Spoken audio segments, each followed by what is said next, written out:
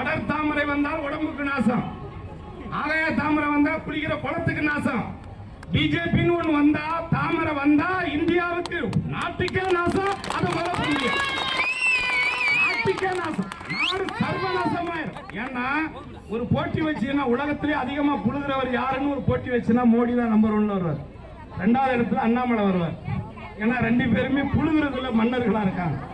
ஒரு நாட்டில் ஒரு தேசத்துல மக்கள்கிட்ட இருந்து வரி பணத்தை வாங்கி அந்த பணத்தை தனியாருக்கு, கார்பரேட் கம்பெனிக்கு, அம்பானி கும்பானி அந்தானி இந்தானின்னு கண்ட ஆணிகளுக்கு கொடுத்துட்டு எவன்ட்டையும் காசை வாங்காம அவங்க வெளிநாடு தப்பிச்சு போறதுக்கு இவங்களே பிளான் பண்ணி கொடுத்துட்டு கடைசியா அவங்களை பிடிக்க முடியல.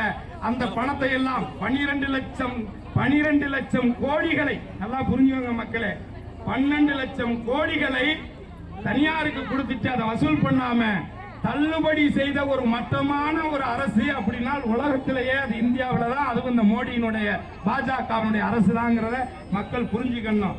60 ஆண்டு காலங்கள் காங்கிரஸ் உட்பட பல கட்சிகள் இந்தியாவை ஆட்சி பண்ணியிருக்கு. 60 வருஷம் அவர்கள் இந்தியர்கள் மீது ஓ மீது ஏ மீது சேர்த்து இந்த நாட்டுக்காக வாங்கின கடன் 50 லட்சம் கோடி. 60 வருஷம் ஆட்சி பண்ணி 50 லட்சம் கோடி கடன் வாங்கியிருக்காங்க.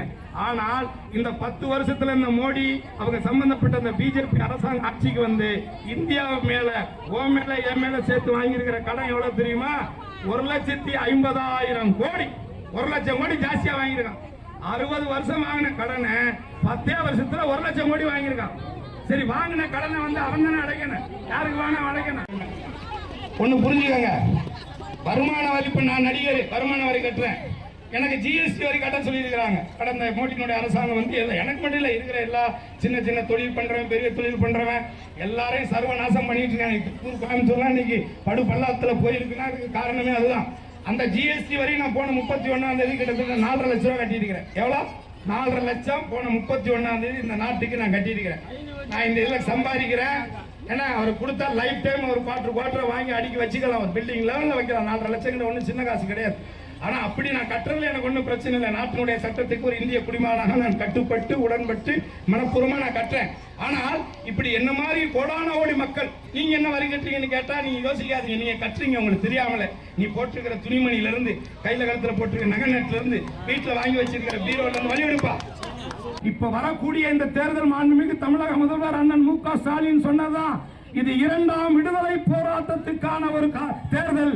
இதற்கு முன்பு நமது மன்னர்கள் எல்லாம் வாளேந்தி வெள்ளை நிலத்திலே சண்டையிட்டார்கள். உங்களை நான் வாள் ஏந்த சொல்லவில்லை, உங்களுடைய ஓட்டு என்கின்ற ஆயுதத்தின் மூலமாக இந்த பாசிச அரசு இந்த தாமரை சின்னத்தை மலர வைப்போம் என்று துடிக்கக்கூடிய ஒரு சனாதனத்தை தூக்கி பிடிக்கக்கூடிய ஒரு ஒட்டுமொத்த இந்தியாவை மொழி ரீதியாக மத ரீதியாக பிறக்கி துடித்துக் கொண்டிருக்கக்கூடிய அந்த அரசுக்கு நீங்கள் முடிவு கட்ட வேண்டும் என்று சொன்னால் நீங்கள் இந்தியா கூட்டணி ஆதரிக்க வேண்டும். மாண்புமிகு தமிழக முதல்வர் மு.க. ஸ்டாலினுடைய ஆதரவு பெற்ற சின்னமாம் அருவாள் சுத்தியல் நட்சத்திரத்திற்கு நீங்கள் வாக்களித்து சச்சிதானந்தத்தை உங்களுடைய திண்டுக்கல் மாவட்டத்தினுடைய குரலாக இந்த பாராளுமன்றத்திலே வரக்கூடிய தேர்தலிலே நீங்கள் மாபெரும் வாக்குகளை அளித்து அவரை வெற்றி பெற செய்து இந்த திண்டுக்கல் மக்களுடைய குரலாக சச்சிதானந்தின் குரல் பாராளுமன்றத்திலே ஒலிக்கப்பட வேண்டும். அந்த புதிய பாராளுமன்றத்தில் இருக்கக்கூடிய சமஸ்கிருத மொழிக்கு பதிலாக தாய்மொழியாம் தமிழ் மொழி கொடியேற்றப்பட வேண்டும் என்று கூறி நீங்கள் வாக்களிக்க வேண்டிய சின்னம் உங்களுடைய சின்னம்.